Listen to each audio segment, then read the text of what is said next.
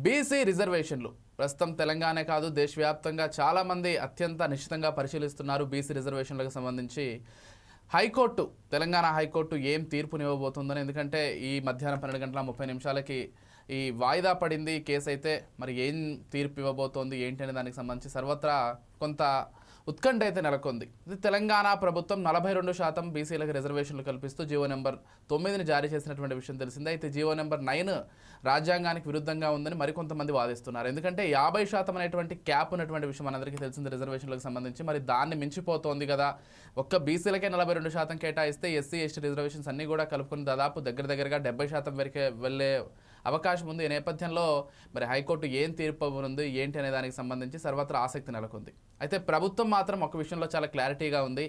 ఒకవేళ తీర్పు అనుకూలంగా వస్తే ఎన్నికలకు పూర్తి స్థాయిలో వెళ్లాలని ఆలోచిస్తోంది. రాని ఎడల సుప్రీంకోర్టుకు వెళ్లాలనేటువంటి ఆలోచనలో ప్రభుత్వం ఉన్నట్లుగా మనకు సమాచారం అయితే అందుతోంది. ఇదే అంశానికి సంబంధించి మనతో పాటు డిస్కస్ చేయడానికి సిద్ధంగా ఉన్నారు మా చీఫ్ అడ్వైజర్ సుధాకర్ శర్మ గారు. వారితో పాటుగా బీజేపీ పార్టీ నుంచి హైందవి రెడ్డి గారు సిద్ధంగా ఉన్నారు. అండ్ వారితో పాటుగా సుధాకర్ గౌడ్ గారు కాంగ్రెస్ నాయకులు వారు కూడా సిద్ధంగా ఉన్నారు. ముందుగా శర్మ గారితో ప్రారంభిద్దాం. శర్మ గారు నమస్కారం.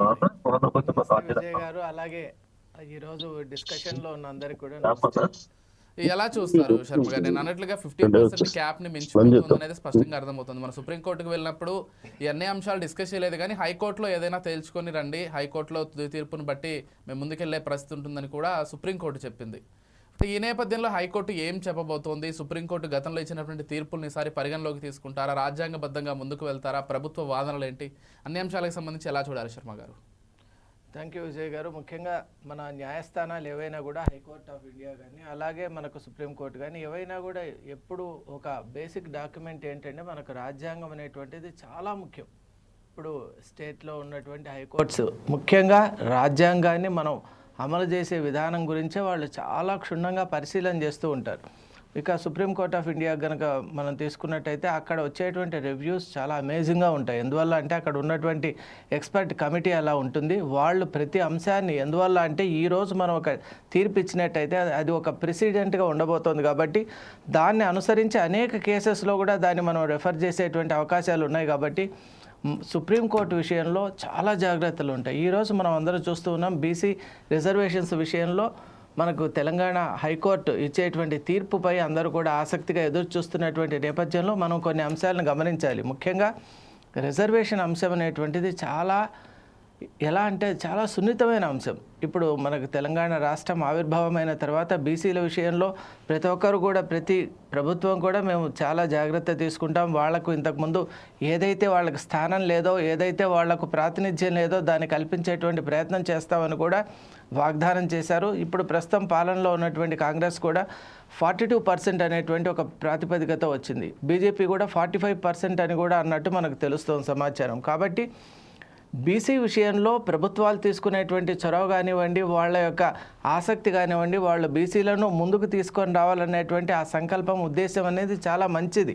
కానీ మనం ఒక అంశాన్ని గుర్తుపెట్టుకోవాలి. ఎప్పుడు కూడా రాజ్యాంగం మనకు విధించినటువంటి ఒక విధానాన్ని మనం ఎంతవరకు పాటిస్తున్నాం. ఎందువల్ల అంటే మనకు ముఖ్యం సమన్యాయం అనేటువంటిది చాలా ముఖ్యం. కాబట్టి ఆ సూత్రాన్ని ఎవరు కూడా మర్చిపోరాదు.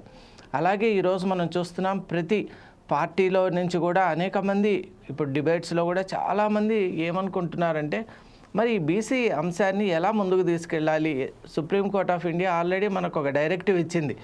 హైకోర్టులో పెండింగ్లో ఉన్నటువంటి ఆ ప్రొసీడింగ్స్ ఎప్పుడైతే జరుగుతున్నటువంటి నేపథ్యంలో అక్కడ ఒక ఒపీనియన్ తీసుకున్న తర్వాత దాన్ని మేము ముందుకు వేసుకోవచ్చు అనేటువంటి ఒక అభిప్రాయాన్ని చెప్పింది. కాబట్టి హైకోర్ట్ ఆఫ్ తెలంగాణ కూడా చాలా జాగ్రత్తగా ఈ అంశాన్ని పరిశీలన చేయవచ్చు. ఎందువల్ల అంటే ఆల్రెడీ 3 పిటిషన్స్ దీనికి అగైనిస్ట్గా కూడా ఉన్నాయి. మనకు తెలంగాణ పంచాయతీరాజ్ యాక్ట్ కనుక మనం తీసుకుంటే అందులో 2018 యాక్ట్ తీసుకుంటే అందులో 285A అగైనిస్ట్గా ఉంది. అలాగే 9.4 కూడా అగైనిస్ట్గా ఉందని పిటిషనర్స్ చేశారు. అలాగే ఇలా మనం ఆక్షేపణలు ఎదుర్కొంటూ ఉన్నటువంటి నేపథ్యంలో ఇలా స్థానికంగా ఉన్నటువంటి పంచాయతీరాజ్ యాక్ట్ 2018కు భంగం కాకుండా అలాగే రాజ్యాంగంలో ఉన్నటువంటి 9th షెడ్యూల్లో ఏదైతే పొందుపరిచినటువంటి అంశం గురించి మాట్లాడే విషయంలో కూడా హైకోర్టు ఆఫ్ తెలంగాణ చాలా జాగ్రత్తగా వ్యవహరించి ఒక మంచి తీర్పునిస్తుందని ఆశిస్తున్నాను. రైట్, ఓకే శర్మ గారు. హైందవి గారితో ఒకసారి మాట్లాడదాం. హైందవి గారు నమస్కారం అండి. నమస్తే అండి. బీజేపీ కూడా చాలా బలంగా ఈ అంశానికి సంబంధించి సపోర్ట్ చేస్తోంది. బీసీలకు 42% రిజర్వేషన్ ఇవ్వాలని చెప్తున్నారు. అవసరమైతే ఇంకా ఎక్కువ ఇచ్చినా పర్లేదు అనేటువంటి అంశాన్ని బీజేపీ వాళ్ళు చాలా స్పష్టంగా చెప్తున్నారు. బీఆర్ఎస్ కాంగ్రెస్ ఈ విషయంలో కొంత పూర్తి స్థాయిలో సమర్థించట్లేదు. పైకి మాత్రమే బీసీలకు రిజర్వేషన్ ఇవ్వాలని చెప్తున్నారు, కానీ మా పార్టీ ఒక్కటే బీసీలకు పూర్తి స్థాయిలో న్యాయం చేస్తోంది అనేటువంటి విషయాన్ని రాష్ట్ర నాయకులు కూడా చాలామంది ఇప్పటికే చెప్పినటువంటి అంశాన్ని కూడా మనం చూసాం. కాకపోతే హైకోర్టులోకి వెళ్ళినటువంటి ఈ కేసు ఎంతవరకు సానుకూలంగా వస్తుందనేది ప్రస్తుతం కొంత ప్రశ్నార్థకంగానే ఉంది. మరి కొంతసేపట్లోనే హైకోర్టు కూడా ఈ అంశాన్ని తీసుకోనుంది. తీర్పు కూడా వచ్చేటువంటి అవకాశం ఉంది. విచారణ కూడా ప్రారంభమైంది ఇప్పటికే. సో ఎలా చూస్తారు హైందవి గారు? 42% సమర్థిస్తారా? ఇంకా ఎక్కువ కావాలంటారా? అసలు ఇదంతా హైకోర్టులో చెల్లుబాటు అవుతుందా? 50% క్యాప్ ఉన్నటువంటి నేపథ్యంలో ఏం చెప్తారు? ముందుగా ప్యానెల్లో ఉన్నటువంటి పెద్దలకు, సుధాకర్ శర్మ గారికి, సుధాకర్ గౌడ్ గారికి, ఇద్దరికి కూడా నమస్కారం. ఆల్రెడీ ప్రీవియస్ గా కూడా చాలా డిస్కషన్స్ జరిగినాయి ఈ విషయం పైన. ఈవెన్ మేము కూడా చెప్పడం జరిగింది చాలా సందర్భాలలో మా పార్టీ యొక్క స్టాండ్ ఏంటి అన్నది కూడా క్లియర్ కట్ గా. బీసీలకు ఇచ్చేటువంటి రిజర్వేషన్స్ విషయంలో ఎలాంటి సందేహం అవసరం లేదు. ఖచ్చితంగా బీసీలకు రాజ్యాధికారం ఖచ్చితంగా రావాలి అన్న ఉద్దేశంతోనే భారతీయ జనతా పార్టీ కూడా పలుమార్లు దీని గురించి మేము సమర్థించినాము. మొన్న ఇచ్చినటువంటి వీళ్ళు ఏదైతే కాంగ్రెస్ నుంచి వీళ్ళు 42% రిజర్వేషన్ ఏదైతే ఇస్తున్నామన్నారో దాన్ని కూడా మా పార్టీ స్వాగతించింది వాస్తవానికి. ఇంకొకటి ఏంటంటే మేజర్ గా మీరు గుర్తుపెట్టుకోవాల్సింది, భారతీయ జనతా పార్టీ ఎందుకు బీసీల కోసం ఖచ్చితమైనటువంటి నిర్ణయంతో ఉంది అని అంటే, ఇవాళ మన దేశ ప్రధాని కూడా ఒక బీసీనే. బీసీ వర్గానికి సంబంధించినటువంటి ఒక వ్యక్తి. ఇవాళ మోదీ గారు 3 సార్లు ప్రధానమంత్రిగా ఇవాళ భారతదేశాన్ని మనం అందరం కూడా చూస్తున్నాము ఏ విధంగా పాలిస్తున్నారు అన్న సంగతి.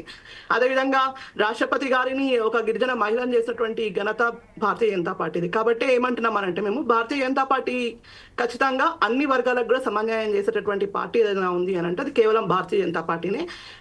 అండ్ మోర్ ఓవర్ మేము ఇక్కడ ఉన్నటువంటి మా యొక్క తెలంగాణలో ఉన్నటువంటి బీసీ బిడ్డలందరికీ కూడా మేము సపోర్ట్ చేస్తున్నాం. ఎందుకంటే మాకంటూ ఒక సపరేట్ విభాగం ఉంది. ఇక్కడ ఓబీసీ మోర్చా ఉంది. మాకు దేశవ్యాప్తంగా కూడా ఓబీసీ మోర్చా అనేది మాకు ఉంది. కాబట్టి ఇవాళ మా యొక్క పార్టీలో కానీ తెలంగాణలో ఉన్నటువంటి బడుగు బలహీన వర్గాల యొక్క ప్రజలు ఎవరైనా ఉంటే వాళ్ళందరూ కూడా ఖచ్చితంగా రాజ్యాధికారం వాళ్ళకు రావాలి. వాళ్ళు మనకంటే ముందు ఇంకా ఉండాలి. అదేవిధంగా మేము బీసీ ముఖ్యమంత్రిని చేస్తామని చెప్పినాం ఇక్కడ తెలంగాణలో. మొన్నటి అసెంబ్లీ ఎలక్షన్స్లో చూస్తే బీసీ ముఖ్యమంత్రిని చేస్తామన్నా కూడా ఈ యొక్క తెలంగాణ ప్రజలు మమ్మల్ని కాదని చెప్పేసి కాంగ్రెస్ ని గెలిపించారు. మరి దానికి సంబంధించి ఇవాళ కాంగ్రెస్ పార్టీ ఏం చెప్తుందో ఒకసారి చెప్పాలి. ఎందుకంటే వాళ్ళు ఇవాళ బీసీలకు రిజర్వేషన్స్ ఇస్తామని చెప్పేసి అని అకస్మాత్తుగా తీసుకొచ్చినటువంటి నిర్ణయం తప్ప ఇదేమి వాళ్ళు కొత్తగా వాళ్ళు తీసుకొచ్చినటువంటిది కాదు. చూసుకుంటే మనం చరిత్రలో కూడా ఇప్పుడు కాంగ్రెస్ పార్టీ ఎన్ని సంవత్సరాలు ఇదే రాష్ట్రాన్ని పరిపాలించిందో అన్ని సంవత్సరాలలో ఏ ఒక్క బీసీ అయినా ముఖ్యమంత్రి అయ్యిందా ఒకసారి చెప్పండి. అదేవిధంగా ఇక్కడ ఉన్నటువంటి స్టిల్ ఇవాళ కూడా మీ యొక్క అధికార పార్టీ ఏదైతే సెంట్రల్ లో ఉన్నటువంటి మీ నాయకత్వం కూడా ఇంకా స్టిల్ ఒక కుటుంబం చేతిలోనే ఉంది తప్ప ఇవాళ నామమాత్రంగా మల్లికార్జున ఖర్గే గారిని మేబీ చేసి ఉండొచ్చు, కానీ నిర్ణయాత్మకమైనటువంటి నిర్ణయాలన్నీ కూడా వాళ్ళే తీసుకుంటారు. కాబట్టి మేము ఏమంటున్నామనంటే ఇవాళ హైకోర్టులో ఉన్నటువంటి ఈ యొక్క తీర్పు ఖచ్చితంగా బీసీలకు అనుకూలంగానే వస్తుందని చెప్పేసి మేము అనుకుంటున్నాము. ఈ యొక్క రిజర్వేషన్స్ ప్రకారమే మేము కూడా ఎలక్షన్స్ కి పోతున్నామని చెప్పేసి సిద్ధంగా ఉన్నాము. మా యొక్క పార్టీ కూడా సిద్ధంగా ఉంది. రామచంద్రరావు గారు ఇప్పటికే స్పష్టం చేయడం జరిగింది. 42%లో ముస్లింలకు 10% రిజర్వేషన్ లేకుండా 42% రిజర్వేషన్ ఇస్తున్నారు. కాబట్టి మేము ఖచ్చితంగా స్వాగతిస్తామని చెప్పేసి వారు కూడా చెప్పడం జరిగింది. కాబట్టి ఇది ఖచ్చితంగా స్పష్టం. భారతీయ జనతా పార్టీ బీసీలకు అనుకూలంగా ఉంది. బీసీల రేపు వచ్చేటటువంటి ఎన్నికల లోపల మేము ఇప్పుడు ఉన్నటువంటి రిజర్వేషన్స్ ఏవైతే కొత్తగా వీరు ప్రకటించిందో వాటితోనే ఎలక్షన్స్ కి పోవాలని చెప్పేసి పార్టీ కూడా నిర్ణయించింది. రైట్. సుధాకర్ గౌడ్ గారు నమస్కారం అండి. నమస్తే అండి. ఎలా చూస్తారండి? 42% రిజర్వేషన్లకు సంబంధించి జీవో నెంబర్ 9 ఇచ్చారు. కాకపోతే హైకోర్టులో ఈ రోజు దానికి వ్యతిరేకంగా కొంతమంది పిటిషన్ వేశారు. ఆల్రెడీ ఆ విచారణ కూడా జరుగుతుంది ఒకవైపు హైకోర్టులో ఇప్పటికే. అసలు హైకోర్టు ఎటువంటి తీర్పిచ్చేటువంటి అవకాశం ఉంది? గతంలో ఇచ్చినటువంటి తమిళనాడు ఈ సందర్భాలని వాటిని కూడా పరిగణలోకి తీసుకుంటారు, లేకపోతే 50% క్యాప్నే పరిగణలోకి తీసుకుని దీనికి వ్యతిరేకంగా తీర్పు వచ్చేటువంటి అవకాశం ఉంది? ఒకవేళ అలా వస్తే సుప్రీంకోర్టుకు వెళ్ళే అవకాశం రాష్ట్ర ప్రభుత్వం ఎంతవరకు ఉంది? ఎన్ని అంశాలకు సంబంధించి ఏం చెప్తారండి? అంటే గతంలో కాంగ్రెస్ పార్టీ రాహుల్ గాంధీ భారత్ జోడో యాత్రలో చేపట్టిన కార్యక్రమంలో భాగంగా ఏదైతే హామీ ఇచ్చారో ఆ హామీ మేరకు తెలంగాణ రాష్ట్రంలో అధికారంలోకి రాగానే కాంగ్రెస్ పార్టీ కులగణన ఒక సమర్థవంతంగా కులగణన చేసి బీసీలకు 42% రిజర్వేషన్ కల్పించాలనే ఒక సదుద్దేశంతో ముందుకు పోవడం జరిగింది. ఈ బీసీలకు 42% రిజర్వేషన్ కల్పించాలని శాసనసభలో తీర్మానం చేసి తద్వారా తర్వాత మళ్ళీ ఆర్డినెన్స్ కూడా తీసుకొచ్చి మళ్ళీ ఒక జీవోను కూడా జీవో 9 తీసుకొచ్చి 42% బీసీలకు కల్పిస్తూ స్థానిక సంస్థల ఎన్నికలు నిర్వహించాలని చెప్పి రేవంత్ రెడ్డి సర్కార్ కృతనిశ్చయంతో ఉంది. ఎందుకంటే గతంలో హైకోర్టు సెప్టెంబర్ 30 లోపు స్థానిక సంస్థలకు ఎన్నికలు నిర్వహించాలని ఒక కండిషన్ విధించింది. కాబట్టి దానికి అనుగుణంగా రాష్ట్ర ప్రభుత్వం ఒక్కొక్క స్టెప్ను లీగల్ గా అన్ని సమస్యలను పరిష్కరిస్తూ బీసీలకు సముచిత న్యాయం కల్పించాలి. రిజర్వేషన్ల ద్వారానే ఉద్యోగాలు అయితే స్థానిక సంస్థలలో బీసీలు ఏదైతే మెజార్టీతో ఉన్నారో మేమెంతో మాకెంత వాటా అనే ఒక ఉద్దేశం ఏదైతే నినాదం మాది ఉన్నదో దానికి అనుగుణంగా రేవంత్ రెడ్డి సర్కార్ ఈ రోజు చర్యలు తీసుకున్నది. అయితే ఈ రోజు కేంద్రంలో ఉన్న అధికార పార్టీ భారతీయ జనతా పార్టీ అలా మీనమేషాలు లెక్కిస్తుంది. బీసీలకు అవకాశాలు కల్పిస్తే ఒక్క నిర్ణయంతో అయ్యే పనిని రాష్ట్రంలో ఉన్న బీజేపీ నాయకులు కానీ కేంద్రంలో ప్రధానమంత్రి బీసీ అని చెప్తుంటారు. కేవలం చెప్పడం వరకే జరుగుతుంది. సోదరు ఇందాక మాట్లాడుతూ బీసీ ముఖ్యమంత్రిని చేస్తాం, బీసీలకు భారతీయ జనతా పార్టీ న్యాయం చేస్తారని చెప్పడం హాస్యాస్పదంగా ఉన్నది. ఎందుకంటే బండి సంజయ్ బీసీ కాదా, మరి కిషన్ రెడ్డి మళ్ళీ బీసీగా మారిందా, మరి ఏమన్నా మీరు చెప్పాలని మేము ఈ సందర్భంగా అడుగుతా ఉన్నాం. ఉన్న బీసీని తీసేసి మీరు బీసీ ముఖ్యమంత్రిని చేస్తా అంటే భారతీయ జనతా పార్టీని ఎవరు నమ్ముతారండి ఈ రోజు? ఎవరు నమ్ముతారు చెప్పండి? కేవలం రాజకీయాల కోసం తప్ప మీకు బీసీలు ఓటు బ్యాంకు కావాలి తప్ప వారికి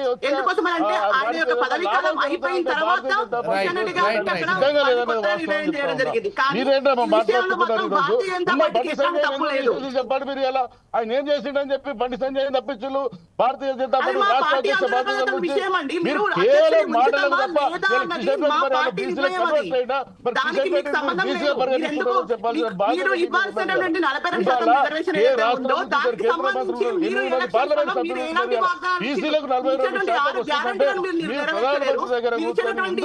మీరు చేయించలేకపోతున్నారు.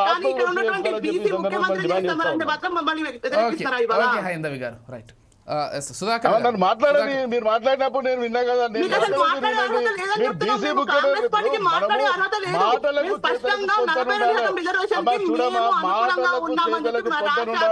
ఇలా మీరు ఉన్న బీసీని ఎందుకు రప్పిస్తున్నారు? రాష్ట్ర అధ్యక్ష బాధ్యతలు ఎవరి ఒత్తిడి మేరకు తగ్గించారు చెప్పండి.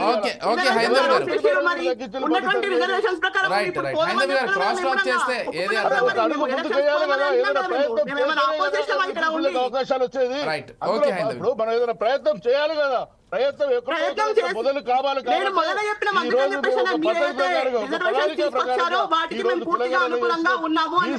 బీసీలతో వాటా రాష్ట్ర జనాభా లెక్కలు ఇలా మీరే మమ్మల్ని ఫాలో అవుతున్నది. ఇలా తెలంగాణ దేశానికి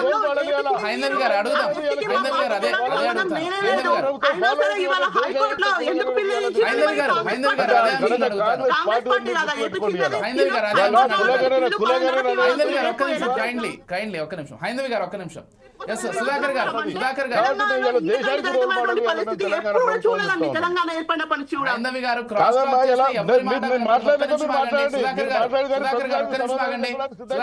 నిమిషం. సుధాకర్ గారు ఒక్క నిమిషం ఆగండి ప్లీజ్. హైందవి గారు ఒక్క నిమిషం ఆగండి. సుధాకర్ గారు ఒకటే విషయం అండి. సుధాకర్ గారు హైందవి గారు ఒక్క నిమిషం ఆగండి. మీకు అవకాశం ఇచ్చినప్పుడు మాట్లాడొచ్చు. క్రాస్ టాక్ చేస్తే ఏది కూడా అర్థం కాదు. హైందవి గారు ప్లీజ్. హైందవి గారు కైండ్లీ ఒక్క నిమిషం ఆగండి. హైందవి గారు ప్లీజ్ ఒక్క నిమిషం ఆగండి. హైందవి గారు ఉన్నటువంటి దాని గురించి హైందవి గారు ఎందుకు ప్రకటించారు మీరు? హైందవి గారు ఒక్క నిమిషం ఆగండి. హైందవి గారు కోతారని చెప్పేసి కూడా తెలుసు. కాబట్టి ఇవాళ ఏంది అని అంటే ఇవాళ 12:30కు తీర్పు వచ్చిన తర్వాత ఖచ్చితంగా ఇక్కడ మీకు వ్యతిరేకంగా తీర్పు వస్తుందేమో అని చెప్పేసి మీ ఉద్దేశము. రైట్ హైందవి గారు ఓకే అండి, ఓకే మీకు అవకాశం ఇప్పుడు మాట్లాడొచ్చు. సుధాకర్ గారితో మాట్లాడదాం. ఒక నిమిషం ఆగండి.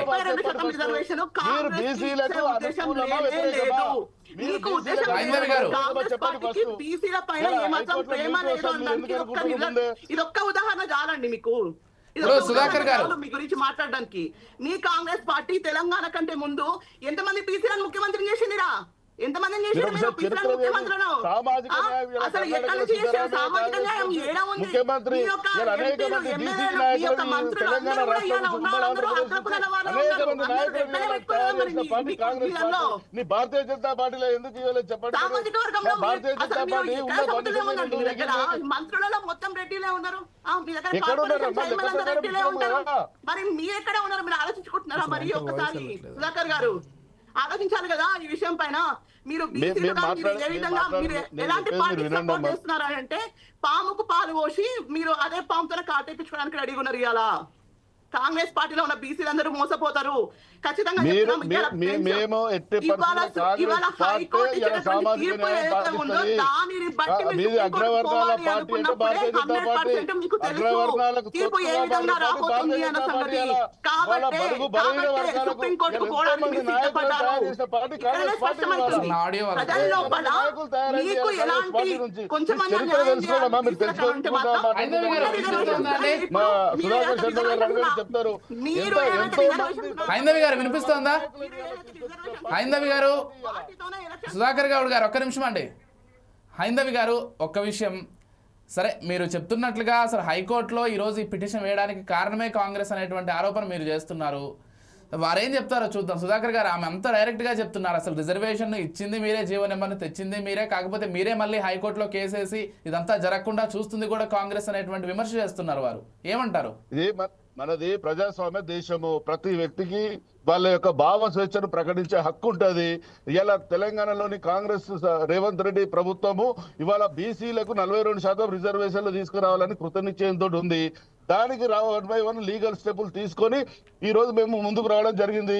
ఎన్నికల స్థానిక సంస్థలకు షెడ్యూల్ కూడా ప్రకటించడం జరిగింది. రేపు నోటిఫికేషన్ కూడా ఇవ్వడం జరుగుతుంది. అంతలోనే ఎవరో ఒక వ్యక్తి కోర్టుకు పోయే హక్కు ఉంటుంది ప్రతి వ్యక్తికి. అయినంత మాత్రమే ప్రభుత్వం ఇలా సమర్థవంతంగా అవసరం లేకుండా ఢిల్లీలో సుప్రీంకోర్టులో పిటిషన్ వేస్తే కూడా మంత్రులను బీసీ నాయకులను అందరూ ఢిల్లీకి పంపించి సమర్థవంతంగా అక్కడ వాదనలు పిలిపించి ప్రభుత్వానికి ఊరట కల్పించే అంశాన్ని కూడా మనం చూసాం. మనం ఇవాళ కూడా హైకోర్టు కూడా అయితే దీంట్లో ఇది లోకల్ స్థానిక సంస్థలకు 42% కాబట్టి మాకు సానుకూలంగా తీర్పు వస్తుందని మేము ఆశిస్తున్నాం. ముందే మాట్లాడితే మేము సబ్సిడీస్ అవుతుంది కాబట్టి వెయిట్ చేస్తాం. మేము ఎట్టి పరిస్థితుల్లో బీసీలకు రిజర్వేషన్లు కల్పించడానికి కృతజ్ఞతతో ఉన్నాం. భారతీయ జనతా పార్టీ లెక్క చెప్పేది ఒకటి చేసేది ఒకటి ఉండదు. ఇవాళ ఉన్న బీసీ ముఖ్యమంత్రిని చేస్తారు నవ్విపోతుంది కదా. మీకు చెప్తున్నా, మీకు భారతీయ జనతా పార్టీ ఈ దేశానికి కానీ తెలంగాణ రాష్ట్రానికి కానీ ఆనాడు స్వాతంత్ర పోరాటంలో కానీ తెలంగాణ సాయుధ పోరాటంలో కానీ మీ పాత్ర ఏమీ లేదు. ఇలా స్వాతంత్రం వచ్చినాక 33 సంవత్సరాల తర్వాత వచ్చిన పార్టీ భారతీయ జనతా పార్టీ. సర్లేండి, ఇప్పుడు సుధాకర్ గౌడ్ గారు ఆ అంశానికి బీసీ రిజర్వేషన్ అంశానికి సంబంధం లేదులేండి. స్వాతంత్రంలో వాళ్ళ పాత్ర ఏంటి, మీ పాత్ర ఏంటి అనేటువంటి చర్చ ఇది అసలు కాదు. తెలంగాణ సాయుధ పోరాటానికి సంబంధించినటువంటి చర్చ కాదు. కాక వెంకట స్వామి ఎంతో మంది నాయకులను ఎలా దేశ నాయకులను చేసింది. ఎలా తొలి భారత సుధాకర్ గౌడ్ గారు అసలు అంశాలని ప్రస్తావించాల్సినటువంటి అవసరం లేదులేండి. స్వాతంత్రంలో సాయుధ పోరాటంలో బీజేపీ పాత్ర ఉందని ఎవరు చెప్పలేదు. ఇప్పుడు అది టాపిక్ కాదు. పార్టీ మీరు బీసీల మీద మీకు ప్రేమ లేదు. కేవలం బీసీలను మీరు ఓటు బ్యాంకు రాజకీయాలకు వాడుకుంటున్నారు తప్ప మీరు బీసీలకు చేసింది ఏమీ లేదు. ఈ సందర్భంగా చెప్తున్నా. 56 ఇంచుల ఛాతీ మనిషి మరి బీసీల కోసం ఒక మంత్రిత్వ శాఖను ఎందుకు పెట్టలేదని అడుగుతా ఉన్నాం. ఈ రోజు కేవలం మీరు ఓటు బ్యాంక్ రాజకీయాలు. ఇవాళ మీరు ఈ దేశాన్ని మతతత్వంతో ఇవాళ మీరు వాడుకొని ఇలా లబ్ధి పొందిన పార్టీ భారతీయ జనతా పార్టీ తప్ప మీరు ఈ దేశానికి కానీ ఎటువంటి ప్రయోజనం లేదు భారతీయ జనతా పార్టీతో అని చెప్తా ఉన్నాం. ఈ సందర్భంగా మీకు చిత్తశుద్ధి ఉంటే మీరందరూ కలిసి మోడీ 42% రిజర్వేషన్లకి షెడ్యూల్ 9 లో చేర్చించండి. మీరు ఇలా షెడ్యూల్ 9 లో మన యొక్క రిజర్వేషన్ల అంశాన్ని రాష్ట్ర ప్రభుత్వము శాసనసభ బిల్ పాస్ చేసింది కదా. ఈ విషయాన్ని రాష్ట్రపతి ద్వారా మీరు షెడ్యూల్ 9 లో చేర్చండి. అలా షెడ్యూల్ 9 లో చేర్చి మీరు చిత్తశుద్ధి చూపించండి. మీరు షెడ్యూల్ 9 లో చేర్చి తెలంగాణలో బీసీలకు 42% రిజర్వేషన్లు ఇస్తేనే మీరు ఇలా జూబ్లీ ఎన్నికల్లో ఓట్లు అడగాలని చెప్పి ఈ సందర్భంగా డిమాండ్ చేస్తా ఉన్నా. చిత్తశుద్ధి చెప్పండి ఫస్ట్. మీరు కేంద్రం దగ్గర మాట్లాడతలేరు. ఇలా కేవలం టీవీల ముందు పత్రికలలో ప్రకటనలు తప్ప మీకు బీసీల మీద ప్రేమ లేదు, మీకు చిత్తశుద్ధి లేదు. మేము బీసీలకు ఏం చేస్తామో మీరే రానున్న రోజుల్లో చూస్తారు. మీరు ఓకే సుధాకర్ గారు, చేయడానికి రైట్ రైట్ అని చెప్పి చెప్తా ఉన్నాం. రైట్. హైందవి గారు, సో కేంద్ర ప్రభుత్వం ఎంత చిత్తశుద్ధితో ఉందనేది వారి ప్రశ్న, ఏం చెప్తారు? కేంద్రం చిత్తశుద్ధి కాదండి. ముందు ఇక్కడ నేను అడుగుతున్న ప్రశ్న ఏంటంటే, వీళ్ళకు ఇవాళ సుధాకర్ అన్నకు ఒక ప్రశ్న ఏదలుచుకున్నాను. స్థానిక సంస్థల ఎన్నికల్లో 42% రిజర్వేషన్ బీసీలకు ఇస్తామంటున్నారు కదా, అదే మరి రేపు వచ్చేటటువంటి ఎమ్మెల్యే ఎంపీ ఎలక్షన్స్ లో కూడా 42% రిజర్వేషన్ కి మీ యొక్క పార్టీ వాళ్ళు ఒప్పుకుంటారా? అడగండి మరి. ఖచ్చితంగా ఇస్తాం, ఖచ్చితంగా ఇస్తాం. మీరు అక్కడ ఉన్నటువంటి బీసీలకు అందరికీ కూడా ఇక్కడ ఉన్నటువంటి రిజర్వేషన్స్ పార్లమెంట్ లో 42%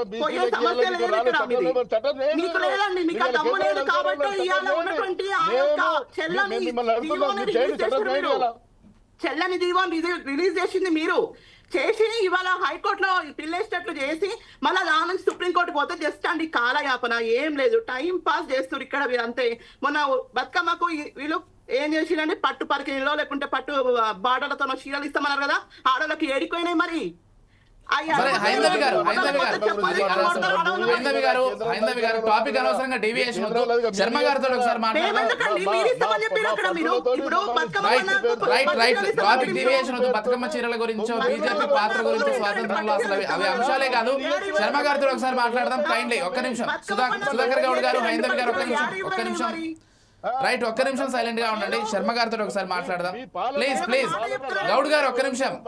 హైందవి గారు, గౌడ్ గారు ప్లీజ్ కొద్దిసేపు టెక్నికల్ అంశాలు మాట్లాడే ప్రయత్నం చేద్దాం. హైందవి గారు ఒక్క నిమిషం. తప్పకుండా ఇస్తా. శర్మ గారు, ఈరోజు హైకోర్టులో కూడా సుప్రీంకోర్టు ఏం చెప్పింది, అసలు సుప్రీంకోర్టు దగ్గరికి వెళ్ళినప్పుడు ఏం మాట్లాడారనే అంశాన్ని కూడా హైకోర్టు అడిగిందంట ఇక్కడ.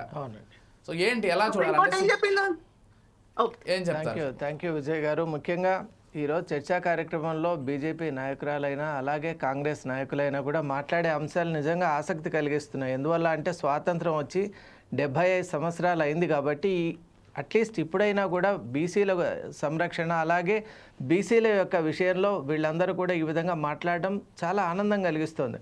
బీసీలు నిజంగా మనం అనుకుంటున్నా కానీ వర్గీకరణ కూడా మనం ఆలోచన చేయడం లేదు. బీసీ, ఏబీసీ, డిఫరెంట్ కేటగిరీస్ ఉన్నాయి. మరి స్పెసిఫిక్గా ఇచ్చేటువంటి 42% ఎవరికి చెందుతోంది, అలాంటి ఒక క్లారిటీ రావాలి. అలాగే బీసీల్లో కూడా ఎవరికి మనం ప్రాతినిధ్యం ఇస్తున్నాం. ఎందువల్ల అంటే బీసీలు అంటే మనం చూసినట్లు మున్నూరు కాపు కానివ్వండి, అలాగే యాదవులు కానివ్వండి, గౌడ కమ్యూనిటీ కానివ్వండి, అలాగే ముదిరాజ్ కమ్యూనిటీ, ఇలా కొన్ని ఎస్టాబ్లిష్డ్ కమ్యూనిటీస్ ఉన్నాయి. అవి కాకుండా మిగతా ఎన్నో బీసీ కమ్యూనిటీస్ ఉన్నాయి. కాబట్టి వాళ్ళందరికీ కూడా ఏ ప్రపోర్షన్లో ఎలా అపోర్షన్ చేస్తున్నాం అనేటువంటి అంశం కూడా మనం తెలుసుకోవాలి. ముఖ్యంగా మనం అందరూ ఈ వేదికను ఎందుకు తీసుకున్నామంటే బీసీ సంక్షేమం అనేది అనివార్యం. ఇప్పటికే జాప్యం జరిగిపోయింది. అందువల్ల ప్రధాన పార్టీలు ఇప్పుడు బీజేపీ పార్టీ అలాగే కాంగ్రెస్ పార్టీ ఇటు రాష్ట్ర స్థాయిలో కానివ్వండి, అలాగే సెంట్రల్ గవర్నమెంట్ దేశ స్థాయిలో చూసినప్పుడు కూడా ప్రధానమైన పార్టీలు. మరి మీ యొక్క వైఖరి ఏంటి? నిజంగా మీరు బీసీల గురించి ఆలోచన చేస్తున్నట్టయితే మీ యొక్క ప్రణాళికను ప్రజల వద్దకు తీసుకొని వెళ్ళండి. అలాగే మీరు చేసే ప్రతి పనిలో కూడా అది రిఫ్లెక్ట్ కావాలి.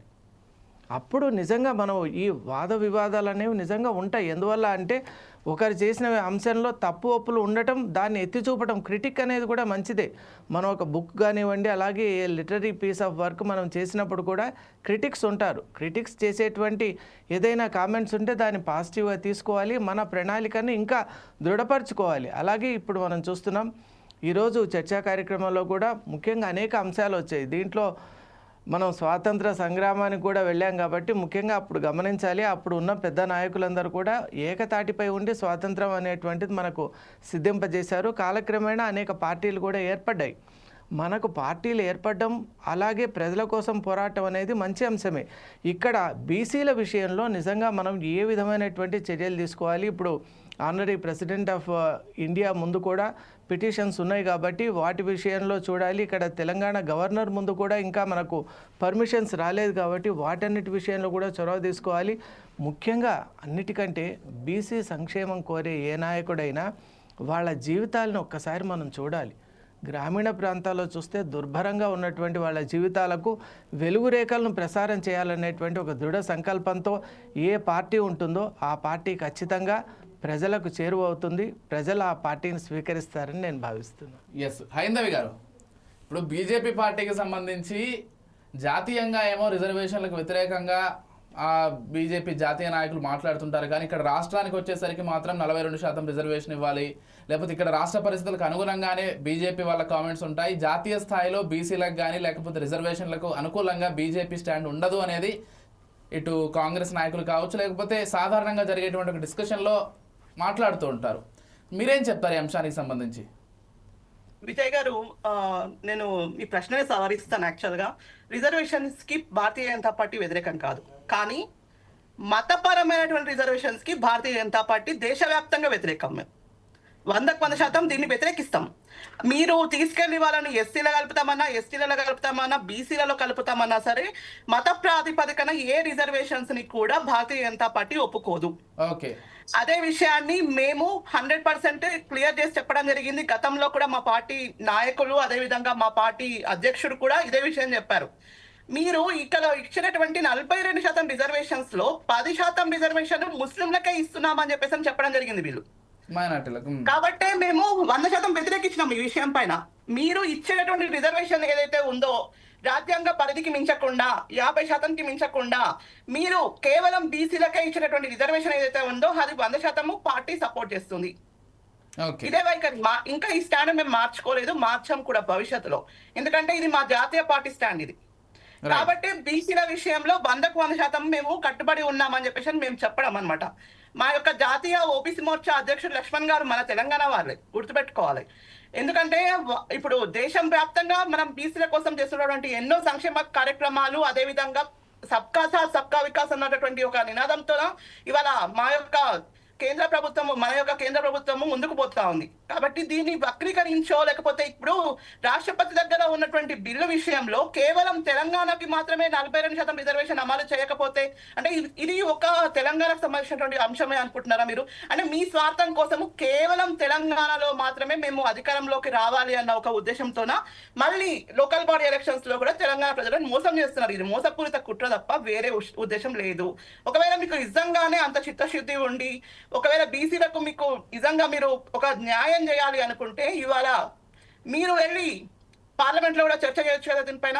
అన్ని రాష్ట్రాలను కూడా ఒప్పించుకోవచ్చు కదా. మరి మీ యొక్క కాంగ్రెస్ పార్టీ ప్రాంతాలలో కూడా మీరు అడగండి. మరి ఎందుకోసం అని చెప్పేసి కేవలం తెలంగాణనే టార్గెట్ చేసిండ్రు? ప్రతి దగ్గర ఎక్కడ ఎలక్షన్ జరిగినా సరే తెలంగాణ నుంచి మాత్రమే ఫండ్స్ పోతున్నాయి. మీరు ఇది గుర్తుపెట్టుకోవాలి. రేపు బీహార్ ఎలక్షన్స్ లో కూడా ఈ తెలంగాణ నుంచే ముందు ఫండ్స్ పోతాయి. ఇక్కడనేమో ఖాళీ కటోరీలు ఉన్నాయి, మా దగ్గర ఖాళీ గిన్నెలు ఉన్నాయి, గీక్తే తప్ప రావు అని చెప్పేసి మాట్లాడతారు ముఖ్యమంత్రి గారు. మళ్ళీ ఇంకొక వైపు ఏమో ఢిల్లీకి 10 సార్లు, అంటే నాకు తెలిసి ఇవాళ వరకు సీఎం గారు ఢిల్లీకి పోయొచ్చేది ఒక 100 సార్లు పోయొచ్చిరేమో. అంటే నిర్ణయాలు ఏమైనా జరుగుతాయి అని అంటే నిర్ణయాలు ఇక్కడ సొంత నిర్ణయాలు కావు. ఇది కేవలం రాహుల్ గాంధీ ఆడిస్తున్నటువంటి నాటకంలో భాగం మాత్రమే. కాబట్టి మేము 100% దీన్ని వ్యతిరేకించినాము. 100% ఈ 10% రిజర్వేషన్ ఏదైతే ఉందో ముస్లింలకు కాకుండా బీసీలకు ఇచ్చినట్లుంటే మేము 100% సపోర్ట్ చేస్తామని చెప్పేసి మేము చెప్పడం జరిగింది. ఓకే హైందవి గారు, రైట్. సుధాకర్ గౌడ్ గారు, అంటే ఇప్పటికే మంత్రులు కావచ్చు, బీసీ మంత్రులు లేకపోతే పిసిసి వీళ్ళందరినీ కూడా హైకోర్టు హాల్లో ఉండాలని సీఎం రేవంత్ రెడ్డి చెప్పారంట.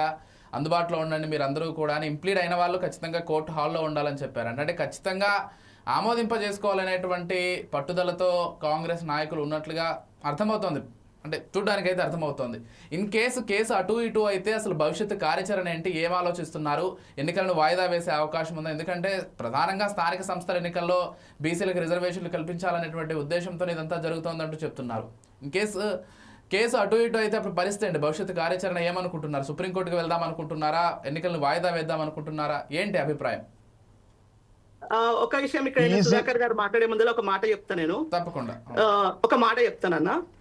ఇక్కడ కేసు ఓడిపోతే ఏమో రాహుల్ గాంధీకి మచ్చ. రాహుల్ గాంధీ పరువు అన్నది ఇలా వీళ్ళ చేతిలో ఉందన్నమాట. రాహుల్ గాంధీకి ఏమైపోయింది అని అంటే పరిస్థితి ఏదున్నా తెలంగాణ అన్నది వాళ్ళకు రోల్ మోడల్ లెక్క అయిపోయిందంట. ఏదున్నా సరే తెలంగాణ నుంచే మొదలు పెట్టాలంట. అందుకనే వీళ్ళు ఏం చేసిరంటే కులగణన కూడా ఇక్కడ తెలంగాణ నుంచి మొదలు పెట్టిరనమాట. అంటే వీళ్ళు భారతదేశానికి తెలంగాణ ఒక రోల్ మోడల్ కావాలని అంటున్నారే తప్ప తెలంగాణను భారతదేశంలో బలిపశువుని చేస్తున్నారు. ఇది మాత్రం 100% నిజం.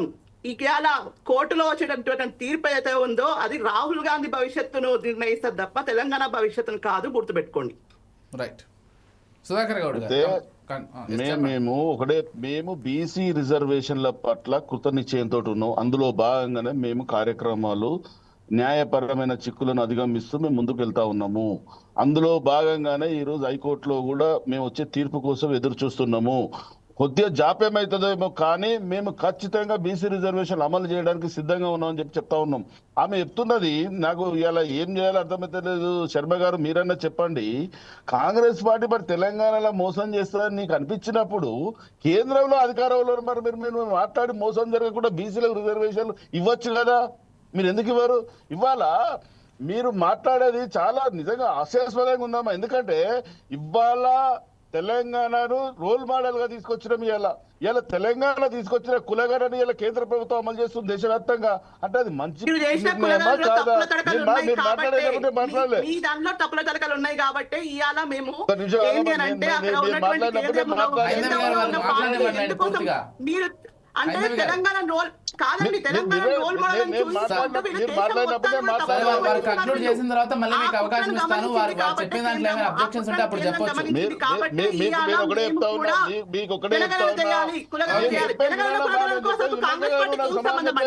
అసలు దాదాపు 10-15 ఏళ్ళైతుంది మనం చేయకుండా జనగణన చేయక. కాబట్టి ఇవాళ కేంద్రం తీసుకున్నటువంటి నిర్ణయం అది, అంతే తప్ప మీరేదో చేసిర్రు, మీరేదో గొప్ప ఘనకార్యం చేసిన తెలంగాణలో అని చెప్పేసి కేంద్రం నిర్ణయం తీసుకోలేదు. ఒక పార్టీ నిర్ణయం ఒక స్టేట్ లో మీరేదో చేసిరని చెప్పేసి కేంద్రం ఎందుకు నిర్ణయం సంవత్సరాల నుంచి ఇలా కేంద్రంలో అధికారంలో ఉన్న మోడీ 11-12 సంవత్సరాల నుంచి అధికారం, మరి ఆ రోజు ఎందుకు చేయాలి? ఇవాళ తెలంగాణ లో భాగంగా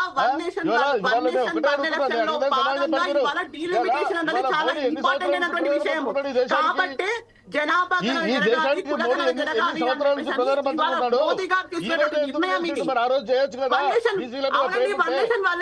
సపోర్ట్ చేసిరా? 1 నేషన్ 1 ఎలక్షన్ అన్నది ఒకటి తీసుకొచ్చినాం మనం పార్లమెంట్ లో. ఈ బిల్లు పాస్ అయింది కాబట్టి ఇవాళ మేము చేస్తున్నాం ఆ పని. కానీ అదేదో కాంగ్రెస్ తెలంగాణలో చేసిందని చెప్పేసి ఆదర్శంగా తీసుకొని చేయాల్సినటువంటి కర్మ మా పార్టీ కేంద్రంలో ఉన్నటువంటి నరేంద్ర మోడీ గారి ప్రభుత్వానికి పట్టలేదు. తెలంగాణలో ఉండి తెలంగాణకు పేరు వస్తేనే ఓర్చలేరు మీరు. ఇలా భారతీయ జనతా పార్టీ మీ నిజ స్వరూపం బయటపడింది.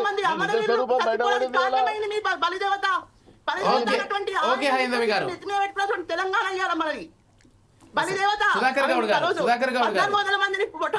మీరు తెలంగాణ ఉద్యమప్పుడు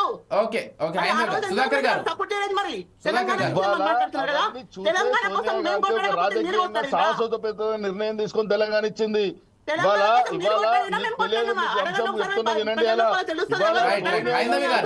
రాజకీయపరమైన సాహసోపేతమైన నిర్ణయం వల్ల తెలంగాణ రాష్ట్రం సిద్ధించింది. సుధాకర్ గౌడ్ గారు ఒక విషయం అండి, కేసు అనుకూలంగా సుధాకర్ గారు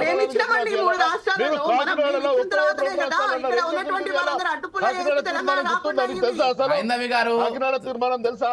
తెలంగాణ ఉద్యమం గురించి అసలు చర్చే కాదండి. హైందవి గారు రాష్ట్రాలు చేయాలి అని చెప్పేసి కాబట్టి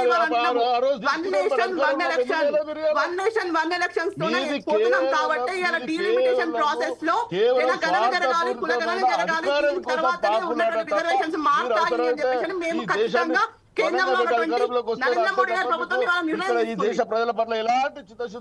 భారత్ జోడో యాత్రతోన మీరు భారత్ తోడో చేస్తున్నారు. ఇవాళ మీ రాహుల్ గాంధీ గారు ఏడున్నారండి? రాహుల్ గాంధీ గారు ఉన్నారా ఇండియాలోనే? భారతదేశంలోనే ఉన్నారా? ఆయన బయటకు పోయిన ప్రతిసారి దేశంలో ఏదో ఒక రకమైనటువంటి అలజడి. ఆయన బయటకు పోయిన ప్రతిసారి దేశ విద్రోహ చర్యలు దేశంలో జరుగుతాయి. ఆయన పోయిన ప్రతిసారి ఇలాంటి అలజడులు తప్ప ఇంకేం జరగవు. అంటే జాతి సోరస్ వారసుడు అదేవిధంగా శాంతి కూడా చెప్తున్నటువంటి ఆలోచనలు తప్ప సొంత ఆలోచనలు మీ యొక్క పార్టీ అధినాయకుడిని పెట్టుకొని మీరు మాకు చెప్తున్నారా? మీరు మాకు చెప్తున్నారా?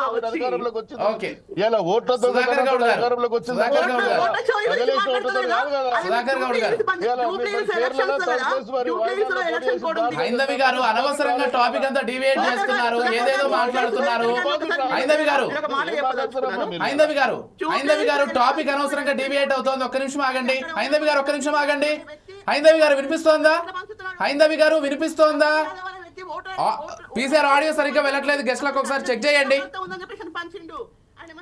హైందవి గారు వినిపిస్తోందా మీకు చెప్పేది? హైందవి గారు వినిపిస్తోందా? లో అదే అందుకే పరాభవ అది చేస్తూ అధికారంలోకి మీరు వచ్చింది. అది హైందవి గారు వినిపిస్తోందా?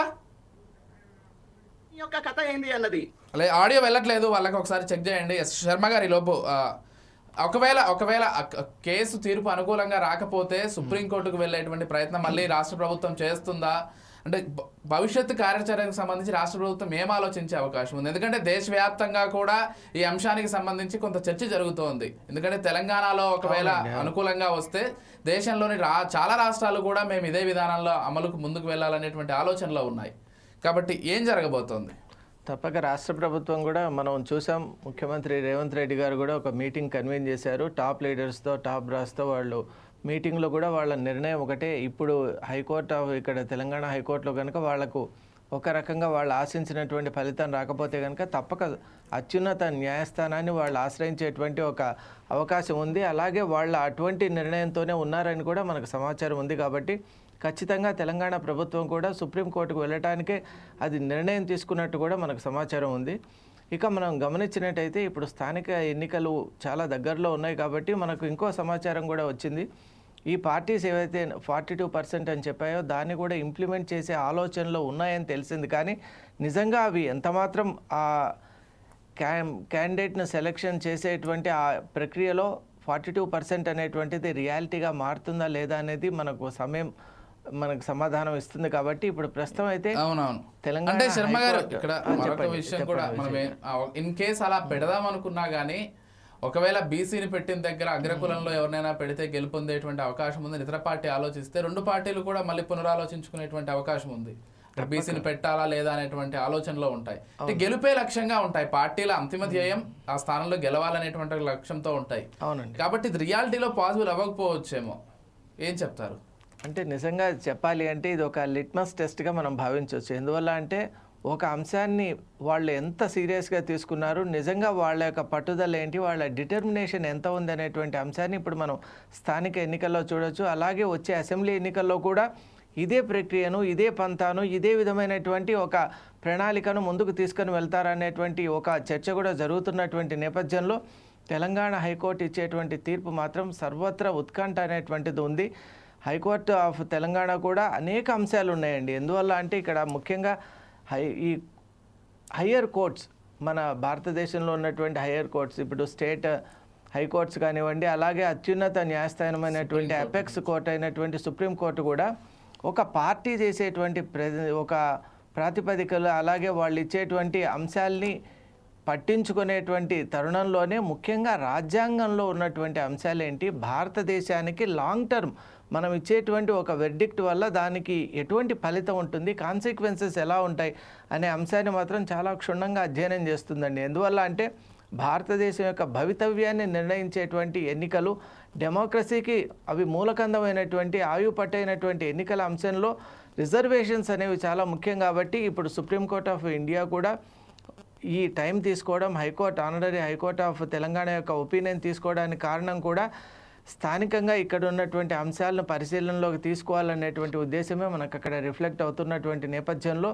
అపెక్స్ కోర్ట్స్ అన్నీ కూడా రాజ్యాంగంలో ఎక్కడ కూడా అసమానత ఉండరాదు అనేటువంటి అంశాన్ని చాలా స్పష్టంగా తీసుకొని దానికి అనుగుణంగానే దాన్ని బట్టి తీర్పు ఇచ్చేటువంటి ఒక అవకాశం ఉందని నేను భావిస్తున్నాను. ఎస్, అంటే ఇక్కడ ఇంప్లీడ్ అయినటువంటి వాళ్ళని కూడా ఖచ్చితంగా కోటాల్లో ఉండాలని ముఖ్యమంత్రి కూడా చెప్పారు. అంటే ఇంప్లీడ్ అయినటువంటి ఈ వీళ్ళ వల్ల ఎంతవరకు కేసుకు బలం చేకూరేటువంటి అవకాశం ఉంది, అది ఎంతవరకు ఎఫెక్ట్ చూపిస్తుంది ఇంప్లీడ్? డెఫినెట్గా ఎందుకంటే the presence of the impleaded count ఏదైతే ఉందో దట్ రియలీ ఇన్ఫ్లుయెన్సెస్ హైకోర్టు అన్ని అంశాలను పరిగణలోకి తీసుకుంటుంది. అయితే హైకోర్టు యొక్క ఉద్దేశం, హైకోర్టు యొక్క ఆలోచన విధానం మాత్రం పార్టీలకు అతీతంగా ఉంటుంది. అది కేవలం రాజ్యాంగాన్ని అనుసరించి, అలాగే ఇక్కడ ఉన్నటువంటి డిఫరెంట్ ప్రెసిడెంట్స్, అలాగే ఇక్కడ ఉన్నటువంటి ఆచార వ్యవహారాలు, అలాగే భౌగోళిక స్థితిగతులు, భారతదేశం యొక్క ఈ కల్చరల్ ఆస్పెక్ట్స్ ఇవన్నీ కూడా అంటే చాలా విస్తృతంగా ఆలోచన చేస్తుందండి సుప్రీంకోర్ట్ ఆఫ్ ఇండియా. అలాగే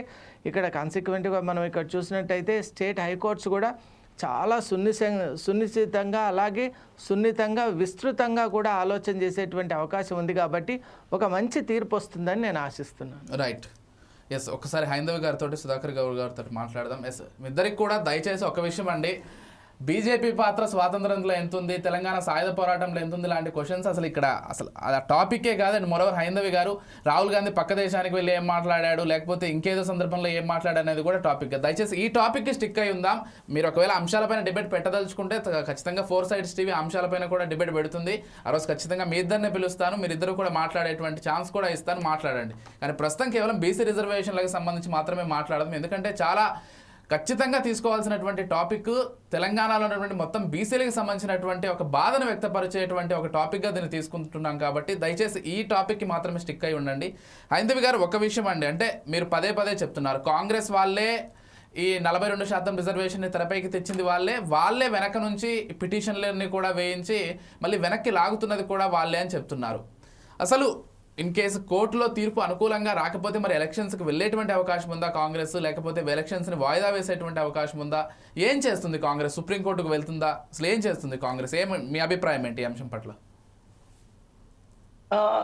ఇవాళ హైకోర్టులో లాయర్స్ కూడా చాలా పెద్ద వాళ్ళని పెట్టుకున్నారు, వీళ్ళు మంచి ఎక్స్పర్ట్స్ ని పెట్టుకున్నారు. ఎందుకంటే సో చాలా హై ప్రొఫైల్ ఉన్నటువంటి వాళ్ళే. సో మాక్సిమం వాళ్ళు కూడా వాయిదా వేయకుండా చూడడానికి అని చెప్పేసి ప్రయత్నం అయితే చేస్తారు ఖచ్చితంగా. ఇన్ కేసు బై స్టాండ్ లో వీళ్ళు సుప్రీంకోర్టుకి వెళ్ళాలి మళ్ళీ దాని గురించి అని చెప్పేసి అనుకున్నట్టున్నారు. మరి మీరు ఏ విధంగా అయినా చేయండి, మీరు ఎన్ని ప్రయత్నాలైనా చేయండి, ఇప్పుడు పెడతారా తర్వాత పెడతారా అన్నది మీ యొక్క ప్రభుత్వం తెలంగాణలో ఉంది కాబట్టి డెసిషన్ మీకే ఉంటుంది. కాబట్టి ఇప్పటికే ఎలక్షన్ కమిషన్ మాత్రం చెప్పింది ఈ ఎండింగ్ లోనే, యాక్చువల్గా సెప్టెంబర్ ఎండింగ్ వరకే స్థానిక సంస్థల ఎన్నికలు అయిపోయి రిజల్ట్ రావాలి అని చెప్పింది. కానీ ఇవాళ వరకు అది కాలేదు. కాబట్టి ఒకటే అంటున్నాం, భారతీయ జనతా పార్టీగా స్పష్టం, మీరు ఇప్పుడు పెడతారా, 6 నెలల తర్వాత పెడతారా, సంవత్సరం తర్వాత పెట్టుకుంటారా, it doesn't matter for us. Bharatiya Janata party ఎప్పుడు రెడీగానే ఉంది, గ్రౌండ్ లో మేము ఎప్పుడు సిద్ధంగానే ఉన్నాం, మా అభ్యర్థులు సిద్ధంగా ఉన్నారు, మా పార్టీ సిద్ధంగానే ఉంది. మేము దీనిపైన చాలా కసరత్తు చేసుకుంటూనే ఉన్నాము. మా ఎమ్మెల్యేలు, ఎంపీలు, మా యొక్క పదాధికారులు అందరం కూడా ఇప్పుడు స్థానిక సంస్థల ఎన్నికలు రేపు మీరు ఒకవేళ నామినేషన్స్ వేస్తామన్నా కూడా 100% మేము సిద్ధంగా ఉన్నాము. కాబట్టి ఒక స్పష్టమైనటువంటి విషయం ఏంటి అంటే, వీళ్ళు ఇప్పుడు ఎలక్షన్స్ పెట్టినా, ఇంకో 6 నెలలకు పెట్టినా, ఒక సంవత్సరం తర్వాత పెట్టినా సరే భారతీయ జనతా పార్టీ ఎప్పుడు సిద్ధంగానే ఉంటుంది ఎలక్షన్స్ కి. ఓకే అండి, సుధాకర్ గౌడ్ గారితో ఒకసారి మాట్లాడదాం.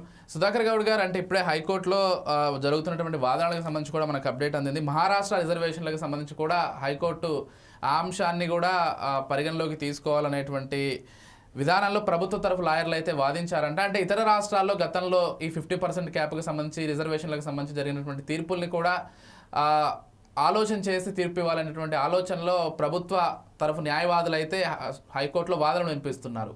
అంటే ఒకటి మాత్రం స్పష్టంగా అర్థమవుతుంది, ఇందాక శర్మ గారితో చెప్పినట్లుగా కేవలం తెలంగాణ ఒక్కటే ఈ అంశానికి సంబంధించి నిశ్చితంగా పరిశీలించట్లేదు, దేశం మొత్తం కూడా పరిశీలిస్తుంది. ఎందుకంటే సమీప భవిష్యత్తులో ఎలక్షన్స్ ఉన్నా లేకపోయినా కానీ ఈ రిజర్వేషన్లను బీసీలకు పెంచేటువంటి ఆలోచనలో చాలా రాష్ట్రాలు ఉన్నాయి. కాబట్టి 50% క్యాప్ను మించి రిజర్వేషన్లు వెళ్ళేటువంటి అవకాశం ఉంది. కాబట్టి దేశవ్యాప్తంగా అనేక రాష్ట్రాలు ఎదురు చూస్తున్నాయి ఇప్పుడు తెలంగాణ హైకోర్టు ఏం తీర్పు ఇవ్వబోతోందా ఏంటి అనే దానికి సంబంధించి. అసలు మీరు ఏం చెప్తారు? ఇన్ కేసు ఈ తీర్పు అనుకూలంగా వస్తే డెఫినెట్గా స్థానిక సంస్థల ఎన్నికలు వెంటనే జరుగుతాయి, అన్ని పార్టీలు కూడా పాల్గొంటాయి. అనుకూలంగా రాకపోతే అప్పుడు కార్యాచరణ ఏంటి అనే దానికి సంబంధించి ఆలోచించారా? అంటే మీరు కూడా ఈ అంశాలకు సంబంధించి బాగా ప్రతిదాన్ని కూడా చాలా నిశ్చితంగా పరిశీలిస్తున్నారు. ఏం చెప్తారు మీరు, వ్యక్తిగతంగా కావచ్చు, పార్టీ తరపున కావచ్చు? ఏది ఏమైనా బీసీలకు 42% రిజర్వేషన్లు కల్పించాలన్నదే మా యొక్క విధానము, మా యొక్క స్పష్టత. మేము కోర్టు తీర్పును ఏమొస్తుందో చూసి దానికి లోబడి ప్రభుత్వము నిర్ణయం తీసుకొని ముందుకు పోతుంది. దీనిలో ఎటువంటి అనుమానాలకు తావులేదు. 42% బీసీలకు రిజర్వేషన్లు ఎట్టి పరిస్థితుల్లో కల్పించి అవసరమైతే కేంద్ర ప్రభుత్వం మీద కూడా ఒత్తిడి తీసుకొచ్చి 42% కల్పించినాకనే ఎన్నికలకు పోతాం. ఈ రోజు కాసేపట్లో తీర్పు రాబోతుంది కాబట్టి మనం ముందే తీర్పును ఊహించలేం. కాబట్టి ఆ తీర్పు ఏమొస్తుందో చూసి దానికి అనుగుణంగా నిర్ణయం తీసుకుంటుంది ఈ రాష్ట్ర ప్రభుత్వము, మా పార్టీ, మేమందరం కలిసి ఒక సమిష్టి నిర్ణయంతో బీసీల రిజర్వేషన్ కోసం ముందుకెళ్తామని చెప్పి ఈ సందర్భంగా చెప్తా ఉన్నాం. ఓకే, కేసు తీర్పు అనుకూలంగా రాకపోతే ఎన్నికలను వాయిదా వేసేటువంటి ఆలోచనలో రాష్ట్ర ప్రభుత్వం ఉందా? ఏమంటారు?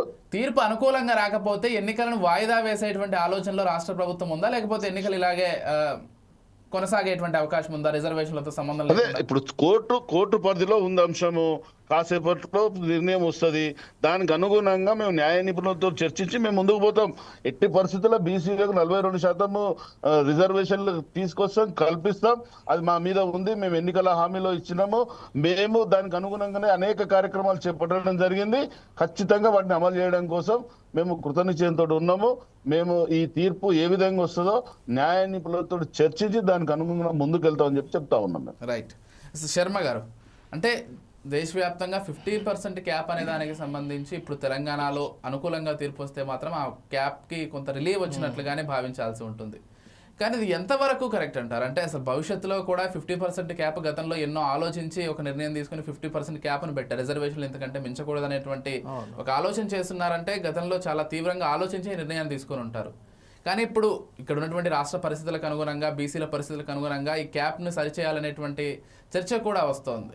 అసలు ఇది ఎంతవరకు సబబు, ఒకవేళ భవిష్యత్తుకు సంబంధించి ఎలా ఉండబోతోంది, మరి రిజర్వేషన్లు ఎంతవరకు కొనసాగితే బాగుంటుంది, ఈ అంశం పట్ల ఏం చెప్తారు మీరు?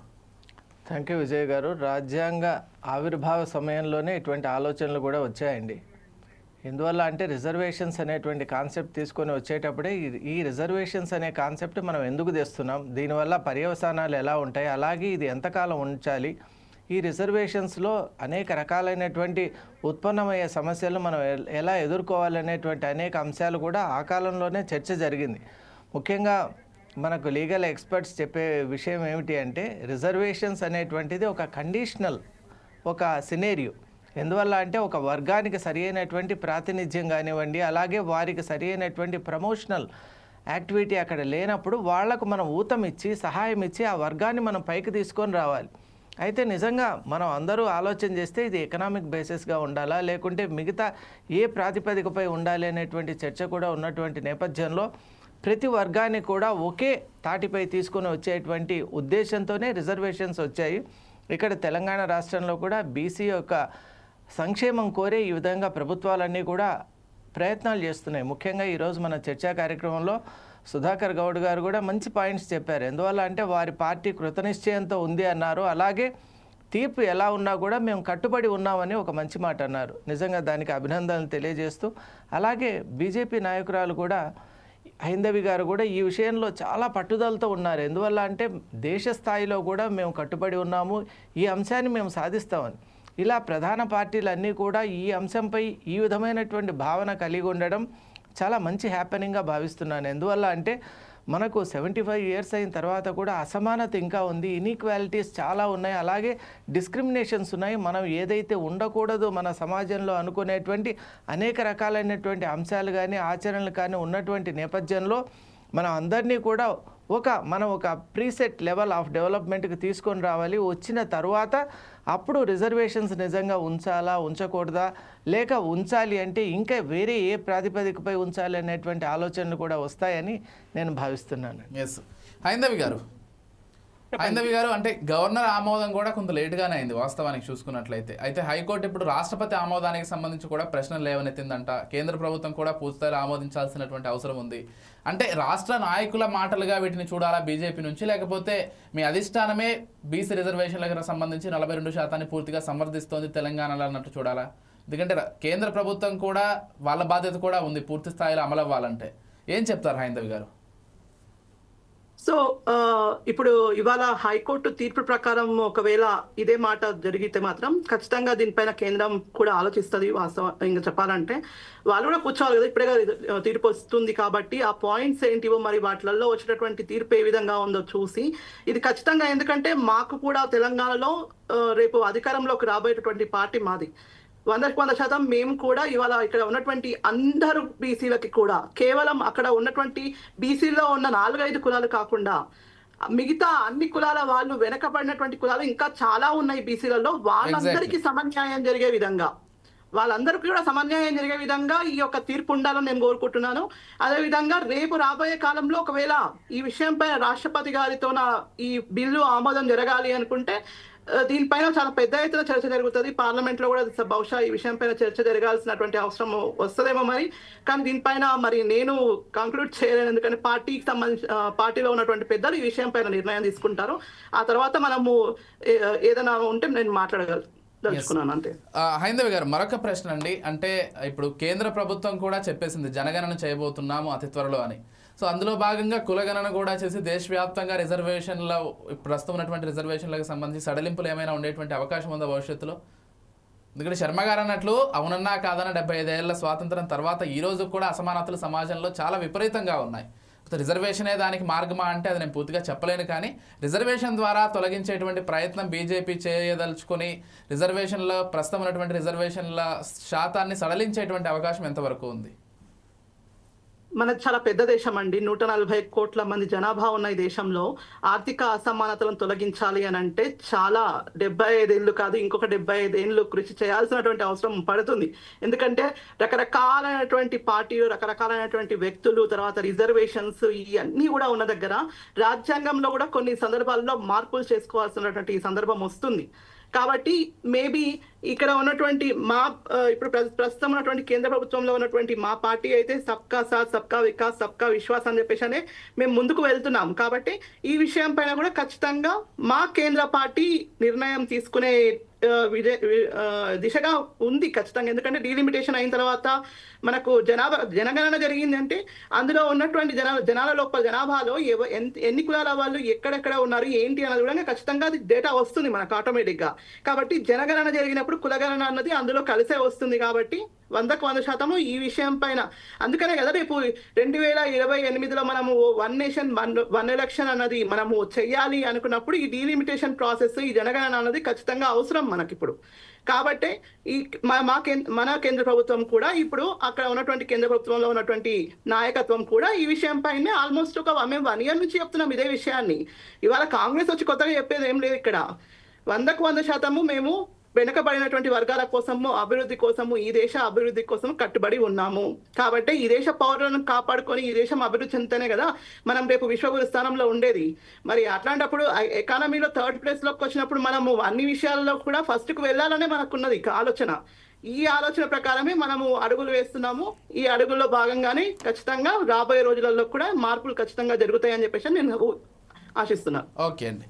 ఎస్ శర్మ గారు, అంటే రిజర్వేషన్ల ప్రాథమిక సూత్రమే సామాజిక అసమానతలన్నింటినీ కూడా సరిచేసి అందరూ సమానంగా ఉండాలనేటువంటి ఉద్దేశంతో. కాకపోతే కొన్నేళ్ల తర్వాత 40-50 ఏళ్ల తర్వాత అగ్రవర్ణాల్లో ఉన్నటువంటి పేదలకి కొంత అన్యాయం జరుగుతోంది. ఆర్థిక అసమానతలు ఎక్కువగా అవుతున్నాయి. రిజర్వేషన్లు పొందేటువంటి వాళ్ళ పిల్లలు ఇలా పొందుతూ వెళ్తున్నారు.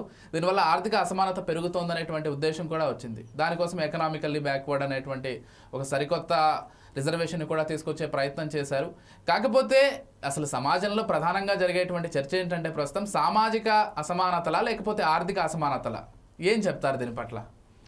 థ్యాంక్ యూ విజయ్ గారు. ఈనాటి చర్చా కార్యక్రమంలో బీజేపీ నాయకురాలు హైందవ్ గారు ఒక చక్కటి మాట అన్నారు. అదేమిటంటే బీసీ రిజర్వేషన్స్ విషయంలో కూడా ఎస్టాబ్లిష్డ్ కమ్యూనిటీస్ అంటే కొంత ప్రాముఖ్యత ఉన్న కమ్యూనిటీసే కాకుండా మా పార్టీ ఖచ్చితంగా ప్రతి వర్గానికి కూడా న్యాయం చేస్తుంది అన్నారు. నిజంగా వారికి ప్రత్యేక అభినందనలు తెలియజేసుకుంటూ ఇలాంటి స్పిరిట్ ఉన్నటువంటి నాయకులు రావాలి. అలాగే పార్టీ ఐడియాలజీస్ కూడా ప్రజలకు తగినట్టు మనం మలుచుకుంటూ వెళ్ళాలి. ముఖ్యంగా మన అందరి ఉద్దేశం కూడా ఏమిటంటే సంక్షేమం అనేటువంటిది అన్ని వర్గాలకు చెందాలి. మీరు అన్నారు ఇప్పుడు అది ఆ సంక్షేమాన్ని మనం అందించేటువంటి ప్రయత్నంలో రకరకాలైనటువంటి మార్గాలు ఉన్నాయి. అలాగే ఇప్పుడు వస్తున్నటువంటి ఛాలెంజెస్ కూడా ఎందువల్ల అంటే భారతదేశం అనేటువంటిది ఒక ఐలాండ్ కాదు. We are surrounded by global issues. చాలా మనం చూసాం ఆపరేషన్ సింధూర్ విషయంలో కానివ్వండి. అలాగే కీలకమైనటువంటి అంశాలు ఉన్నటువంటి నేపథ్యంలో ప్రతి రాష్ట్రం కూడా తన యొక్క పాత్రను వహించవలసినటువంటి ఒక సినేరియో ఇప్పుడు ఉంది. మనం అందరూ కూడా నేషనలిస్టిక్గా ఉండాలి. ముఖ్యంగా 1 నేషన్ 1 ఎలక్షన్ అనేటువంటిది కూడా ఒక అద్భుతమైన రూపకల్పన చేశారు. మరి ఇవన్నీ చేస్తున్నటువంటి నేపథ్యంలో మనం అందరూ కూడా గేరప్ కావాలి. రాష్ట్రంలో కూడా అనేక ఇష్యూస్ ఉన్నటువంటి నేపథ్యంలో ప్రతి అంశాన్ని కూడా ఆ అంశానికి తగినట్టుగానే అన్ని పార్టీలు వ్యవహరించి చక్కటి సమన్వయంతో కనుక ముందుకు వెళ్ళగలిగితే మన రాష్ట్రం ఒక అద్భుతం అవుతుంది. అలాగే మన దేశం కూడా విశ్వగురువు అవుతుందని నేను భావిస్తున్నాను. ఎస్.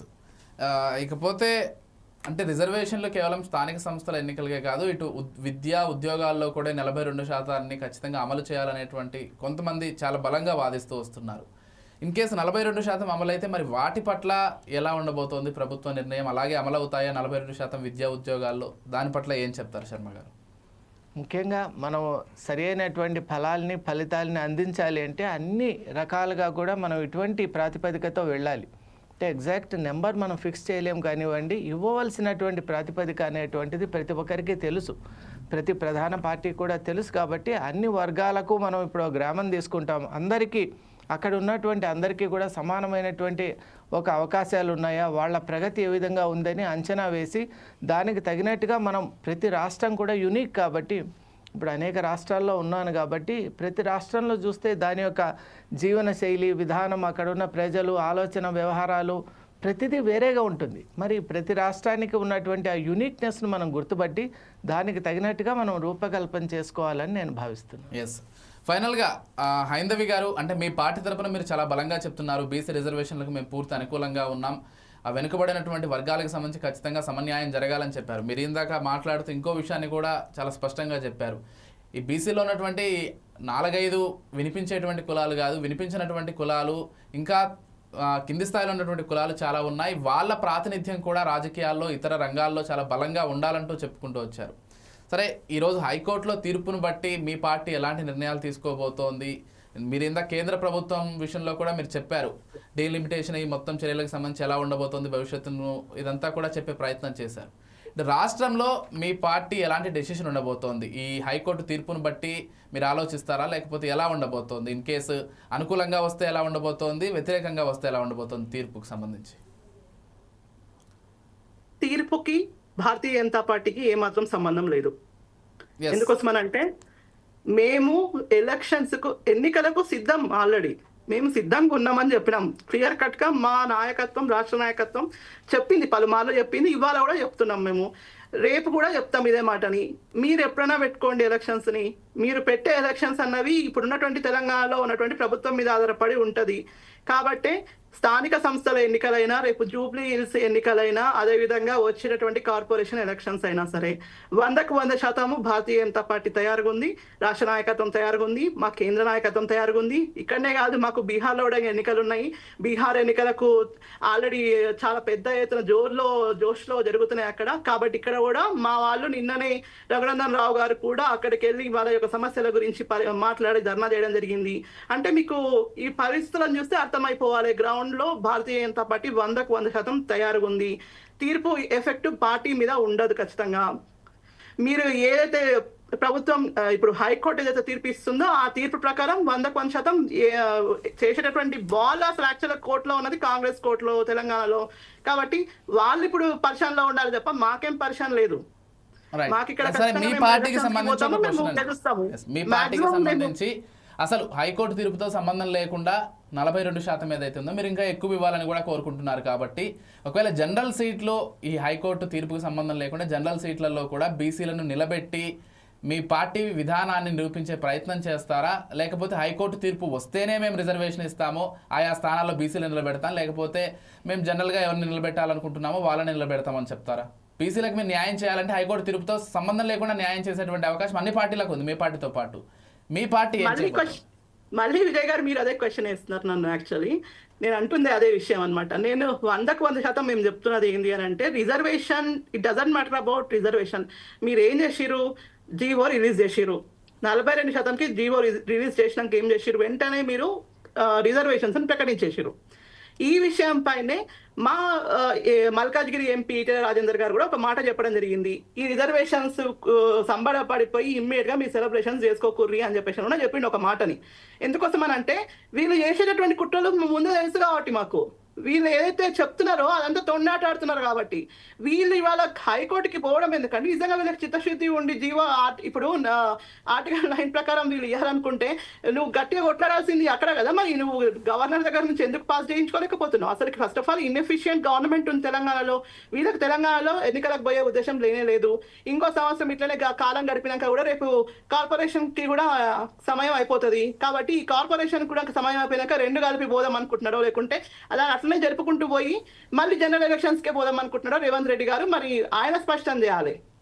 కాబట్టి ఇవాళ మేము ఏమంటున్నామనంటే మా పార్టీలో ఉన్నటువంటి నాయకులు, అగ్ర నాయకులు అందరూ కూడా ఒకటే మాట చెప్పారు, మేము ఎన్నికలకు తయారుగా ఉన్నాం. హైందవి గారు, నేను అడిగిన క్వశ్చన్ మీకు అర్థం కానట్టుంది. రిజర్వేషన్లు ఇప్పుడు హైకోర్టులో తీర్పు వచ్చేదానికి సంబంధం లేకుండా బీసీలకు ఎంతవరకు ప్రాతినిధ్యం ఇస్తారు మీ పార్టీ నుంచి అనేది అడిగాను నేను స్థానిక సంస్థల ఎన్నికల్లో. అదే అండి, ఇప్పుడు ఆ డెసిషన్ అనేది నేను తీసుకునేది కాదు కదా. ఇక్కడ మా పార్టీలో ఉన్నటువంటి మా నాయకత్వం కూర్చొని దానిపై డిస్కషన్ చేస్తుంది ఖచ్చితంగా. ఒకవేళ పాత రిజర్వేషన్స్ తో పోవాలి అన్నప్పుడు పాత రిజర్వేషన్స్ తోనే పోతారు. ఒకవేళ లేదు ఇవాళ కాంగ్రెస్ ఇచ్చినటువంటి రిజర్వేషన్స్ ఉన్నాయి దాంతో పాటే పోవాలనుకున్నప్పుడు అట్లనే పోతారు. రిజర్వేషన్ అక్కడ కోర్టు ఇచ్చే తీర్పుని బట్టి మా యొక్క డెసిషన్ ఉంటది ఇక్కడ. అంతే తప్ప మేము సొంతంగా నిర్ణయం తీసుకొని ఇక్కడ లేదు కదా, మేమేం అధికారంలో లేం కదా. మరి ఇక్కడ అధికారంతో సంబంధం లేకుండా మీరు అడుగుతున్నారు. కాకపోతే ఏంటంటే నేను చెప్తున్నది అదే అనమాట. ఇప్పుడు 42% రిజర్వేషన్ ఇస్తానది భారతీయ జనతా పార్టీ కాదు, కానీ మేము సపోర్ట్ చేస్తున్నాం అని చెప్పేసి మాత్రం చెప్తున్నాము. 42% రిజర్వేషన్ ఇచ్చి బీసీలకు మీరు ప్రాతినిధ్యం కల్పించినప్పుడు 100% మేము 100% బీసీలకు ప్రాతినిధ్యం ఇస్తాం అక్కడ. ఇప్పుడు జనరల్ సీట్లలో ఎవరు పోటీ చేయాలన్నది అక్కడ ఉన్నటువంటి లోకల్ నాయకత్వం నిర్ణయించుకుంటది, లేకపోతే అక్కడ ఉన్నటువంటి అభ్యర్థులను బట్టి ఉంటది. కానీ మేము లేని దగ్గర తీసుకొచ్చే అభ్యర్థులను పెట్టలేం కదా. ఓకే, రైట్, అట్లా. థ్యాంక్ యూ హైందవి గారు, అర్థమైంది మీరు చెప్పింది. థ్యాంక్ యూ సో మచ్ అండి హైందవి గారు, అదేవిధంగా సుధాకర్ గౌడ్ గారు, శర్మ గారు, థ్యాంక్ యూ సో మచ్ డిబేట్లో పార్టిసిపేట్ చేసినందుకు. ఎస్, హైకోర్టులో ఏం తీర్పు రాబోతోంది ఏంటి అనేది ప్రతి ఒక్కరు కూడా ఉత్కంఠగా ఎదురు చూస్తున్నారు. మరి హైకోర్టు తీర్పును బట్టే సుప్రీంకోర్టుకు వెళ్ళాలా లేకపోతే ఎలక్షన్స్కి వెళ్ళాలా అనేటువంటి ఉద్దేశంలో ప్రభుత్వం కూడా సమాలోచనలు చేస్తోంది. ఇక్కడ ఒక విషయం మాత్రం స్పష్టం, ఇన్ని సంవత్సరాల స్వాతంత్రం తర్వాత కూడా కొన్ని వర్గాలు అణిచివేయబడుతున్నాయి, కొన్ని వర్గాలకు ఇంకా ప్రాతినిధ్యం లభించట్లేదు రాజకీయంగా అనేది చాలా సుస్పష్టంగా అర్థమవుతోంది. మరి వాళ్లకు అనుకూలంగా తీర్పు రావాలని కోరుకుందాం. ఎందుకంటే ప్రతి ఒక్కరూ కూడా అధికారంలో భాగంగా ఉండాలి, అప్పుడే అన్ని కులాలు అన్ని నిమ్న వర్గాలు కూడా పైకి వచ్చేటువంటి అవకాశం ఉంటుంది. కాబట్టి ప్రభుత్వాలు పార్టీలు ఈ ఏదైతే హైకోర్టు ఇచ్చేటువంటి తీర్పుకు సంబంధం లేకుండా ఒకవేళ వాళ్ళు నిజంగానే ఆయా స్థానాల్లో ప్రాతినిధ్యం కల్పించవచ్చు బీసీలకు అనుకుంటే కల్పించవచ్చు. కానీ ఎంతవరకు సాధ్యమవుతుంది అనేది రియాలిటీలో రేపటి రోజే తెలిసేటువంటి అవకాశం ఉంది. స్థానిక సంస్థల ఎన్నికల నగారా పూర్తిగా మోగిన తర్వాత దాన్ని బట్టే అర్థమయ్యేటువంటి అవకాశం ఉంది. ఇది వాళ్ళ special discussion. Keep watching 4 Sides TV.